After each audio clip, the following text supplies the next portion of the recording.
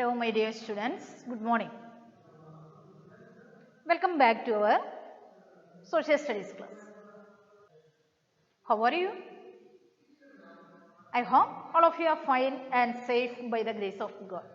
In our previous session, we learned about the main physical features of our country. What are the main physical features of our country? We already learned the northern mountain, that means the Himalayan region, the northern plain, the three river basins, then the Great Indian Desert or the Thar Desert, and next one we are going to learn about the Southern Plateau. Now we are going to learn about the 15th lesson, the Peninsular Plateau. What's the title of our chapter? The Peninsular Plateau. Okay. What is the meaning of plateau? What's the other name of the plateau? Plateau means a highly elevated land than the surrounding region. It is some more highly. What's the other name of the plateau? Tableland. What's that one? Tableland. Why the plateaus are called the tableland? Because its shape is just like a table. If you are observing the table, we can see comparing to the ground, highly elevated or highly located. That's why the plateau is also called the tableland. The plateau is also called the tableland. Okay, what's the other name of the plateau? The tableland. The Indian tableland or Indian plateau, one more special name, that one is the Peninsular Plateau. That is the title of our 15th lesson. What's the title of our 15th lesson? The Peninsular Plateau. So, plateau means tableland. It is highly elevated or located than the surrounding region. That's why it is called the tableland. The Indian Peninsular Plateau, that one is located south of the northern plain. Where is the location of the Peninsular Plateau? Southern part of the northern plain. The northern plain consists of three river basins. Which are they? The Sutlej river basin, the Ganga river basin and the Brahmaputra river basin. Its south we can see the southern plateau. Take your textbook, page number 105. There is one of the physical map of India we can see. In that map we can see Peninsular Plateau. Then what are the boundaries of the Peninsular Plateau? Listen, its west we can see Western Ghats. That is one of the boundary. That is the Western Ghat. It is the western boundary of the Peninsular Plateau. And its east side we can see Eastern Ghat. It is very easy to remember which way. Western Ghat is Eastern Ghat. Okay. Then in northwest we can see another one hill, that one is the Aravalli Hills. Which hill we can see? Northwest Aravalli Hills. And its eastern side we can see Rajmahal Hills. Then the Peninsular Plateau surrounded by four sides the mountains or the hilly regions. Which are the boundaries of the Peninsular Plateau? West, Western Ghat, East, Eastern Ghat. Then northwest, Aravalli Hills, and northeast, the Rajmahal Hills. So once more, which are the four boundaries of the Peninsular Plateau of India? East, Eastern Ghat, West, Western Ghat, northwest, Aravalli Hills, and northwest, the Rajmahal Hills. Okay. Yeah. Then next we want to learn about what is its shape. Look at the map. What is its shape? How is it look like? Look at the map. How is it look like? It is just like the shape of a cone. It is just like the shape of cone. It is just like the shape of the cone. Listen, the Peninsular Plateau divided by two parts by the Narmada river. On the central part of this Peninsular Plateau, we can see there is one of the river. The river is Narmada. What is the name of that river? Narmada river. Look at it here. It's the central part. We can see the Narmada river. Okay, the same map we can see the Narmada river divides the southern plateau into two divisions. Which are they? The two divisions. One is in north side and one is in south side. The north side we can see the central highland. Peninsular Plateau of the northern side of the Narmada river, that one is called Central Highland. And the southern side of the Narmada river, that one is called the Deccan Plateau. What's the name? Deccan Plateau. Okay. So the peninsular plateau divided by two parts by the Narmada river. Its north side we can see the central highland and its south side we can see Deccan plateau. Okay, these are the two divisions of the peninsular plateau. Is it clear? So what we discussed till this moment, we learned about the peninsular plateau locates in the south of the northern plain and its shape is just like a cone and its boundaries are west-western Ghat and east-eastern Ghat. And its northwest we can see Aravalli Hills and its northeast side we can see the Rajmahal Hills. The plateau means table land because its shape is just like the table. That means comparing to the other area or other land, it is highly elevated. That's why that region is called the table land. Okay. The next one, the peninsular plateau divided by the Narmada river into two divisions. They are, its north side we can see central highland and its south side we can see the Deccan plateau. Okay. Is it clear? Yeah. We can learn detailed study of what are the main features of the central highland and the Deccan plateau. Are you ready? Yeah, we can start. Now we can learn about the main features of the central highlands. What are the main features of the central highlands? The central highlands consist of two main plateaus. They are the Malwa plateau and Chota Nagpur plateau. The central highlands consist of two main plateaus. Which are they? They are the Malwa plateau and the Chota Nagpur plateau. What are the main features of the Malwa plateau? Listen, it lies in the northwest of the central highlands. If you are considering the central highlands, its northwestern part we can see the Malwa plateau and its northeast side we can see Chota Nagpur plateau.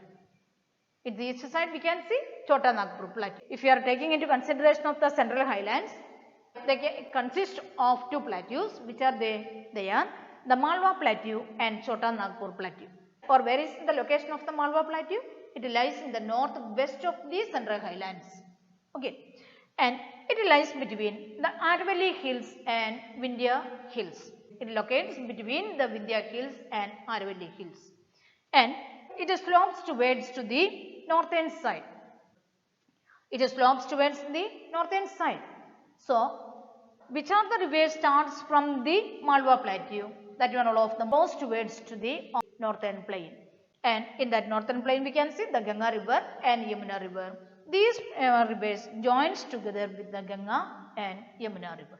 In the Malwa plateau we can see mainly two types of the crops. They are the cotton and oil seeds because the soil is filled with minerals. That's why it is very suitable for to grow the cotton and oil seeds. Okay. What are the main points of the Malwa plateau? Once more, central highlands is divided into two parts or it consists of two plateaus. They are the Malwa plateau and Chota Nagpur plateau. The northwest side we can see Malwa plateau and northeastern side we can see the Chota Nagpur plateau. The main features of the Malwa plateau, listen, that it lies between the Aravalli Hills and Vindhya Hills and it slopes towards the northern side. So the rivers originates from the central highlands, that one all of them move towards the northern plain and it joins with the Ganga and the Yamuna river. Then the soil is so black. Then main crops are cotton and oilseed. The next Chota Nagpur plateau. It locates in the northeast side and it is filled with different kinds of minerals. Is it clear? I hope it is clear for you. Now we can learn the next point. That one is the Deccan plateau. The second part of the central highland, that one is the Deccan plateau. It is the major parts of the peninsular plateau. The Deccan plateau is the major parts of the peninsular plateau. It lies across the Shadapura mountains.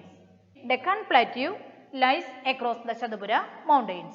It locates in the south of the Narmada river. We already learned that one. The Deccan plateau lies in the southern part of the Narmada river. Its northern side we can see the central highland. Okay. Then it is surrounded by mountains. West we can see Western Ghat and east we can see the Eastern Ghat.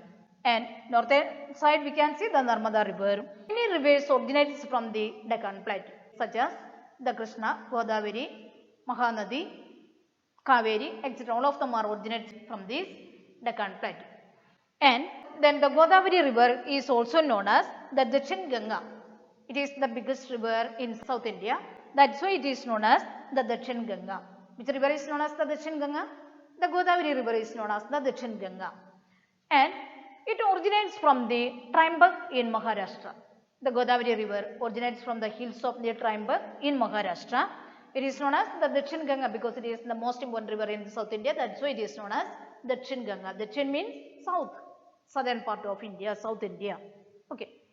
And it is a rain-fed river. We already learned that the Ganga river is always filled with water because it is snow-fed region. Because it originates from the Himalayan region, the Himalaya is full of covered with snow. So it is a perennial river. But the Godavari river is a rain-fed river.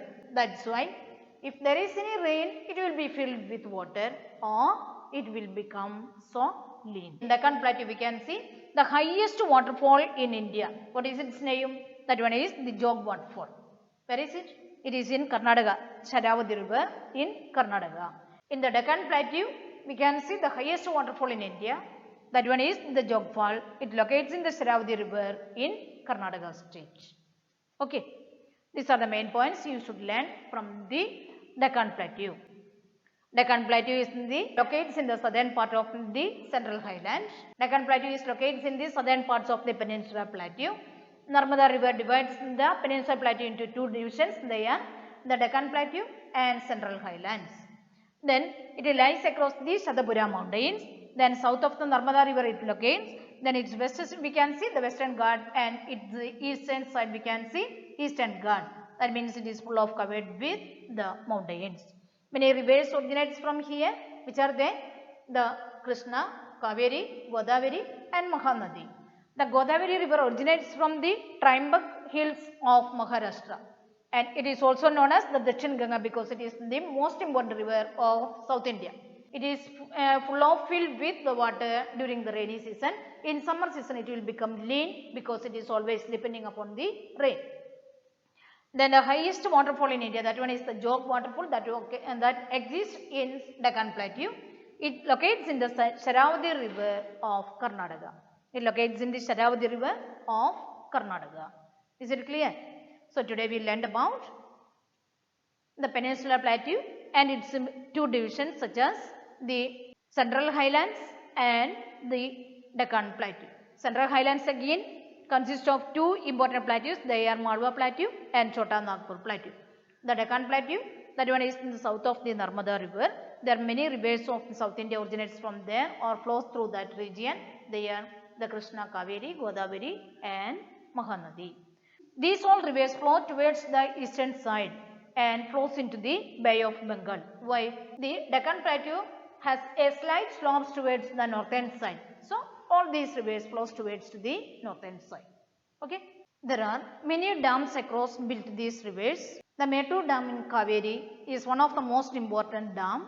The Mettur Dam on the Kaveri river is the largest irrigation project in South India.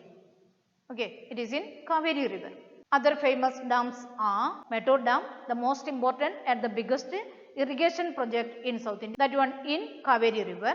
The next one in the Krishna river we can see the Nagarjuna Sagar Dam and Hirakud Dam we can see on the Mahanadi river. Okay. Only two gold mines are in India. They are both of them are in Karnataka. Do you know its names? They are the Kolar gold mines and the Hutti gold mines. Both of them are in Karnataka. Karnataka is become a part of the southern plateau.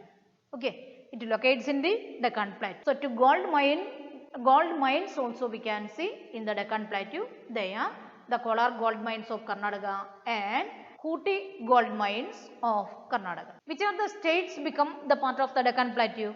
They are all South Indian states such as Maharashtra, Karnataka, then Tamil Nadu, Andhra Pradesh, Madhya Pradesh. Okay, these are the main states in part and parcel of the Deccan Plateau. Now we can learn what are the main features or main points in relation to the Maharashtra. Which one is the capital of Maharashtra? Mumbai. Mumbai is the capital of Maharashtra. And which is the main language there? Marathi is the main language. And the main cities are Pune, Nasik, Sholapur and Aurangabad. Pune, Nasik, Sholapur and Aurangabad. And there we can see in Aurangabad we can see two famous historical places. They are the Ajanta and Ellora caves. And another one important place, that one is Gateway of India. Listen, Gateway of India in Bombay or Mumbai, and India Gate, that is in Delhi. Once more, Gateway of India, that one is in Mumbai, and India Gate, that is in Delhi. Okay. Then there is one popular drama. The name of that popular drama, Tamasha. What's the name? Tamasha. The people like the dance also. They are using one special kind of the dance, that one is Lavani. Their most important festival, that one is Ganesh Chaturthi. Their most important festival, that one is Ganesh Chaturthi. Then we can learn about the next important state, that one is Karnataka. Which one is the capital of Karnataka? Bengaluru is the capital of Karnataka. Then it is our neighboring state. And that city is also known as the Garden City. Bengaluru is also known as the Garden City. The Bengaluru is also known as the Garden City. Then from almost all field existing in Bangalore, that's why that area is called the Silicon Valley of India. The Silicon Valley we can see in America. From there almost all the computers are producing. Okay, the computers are now inevitable part of our life. So Bangalore is also known as the Silicon Valley of India. In India, IT field is so developed from Karnataka, especially in Bangalore. That's why Bangalore is also known as the Silicon Valley of India. Their main language, Kannada. Yachagana is their traditional folk dance of Karnataka. The next one about Tamil Nadu. You already learned about Tamil Nadu. Capital of Tamil Nadu, Chennai. You learned the city of Tamil Nadu. What you learned, that one is enough. Okay. Page number 109. Andhra Pradesh onwards, you no need to study. That one you can avoid. So our third term portion is over. Till here you learned very well. That means the physical features of India you learned very well. That is your third term portion. Is it clear? So today we discuss about the southern part of India, the peninsular plateau. It has two divisions. I think it is clear for you. So all of you prepare well for your third term exam. And if you have any doubts, you can clear that one through our live session. Okay? Read your lesson well. Copy the question answers to your notebook and filling the textbook bag exercise. Now I am winding up this session. Thank you children. Have a nice day.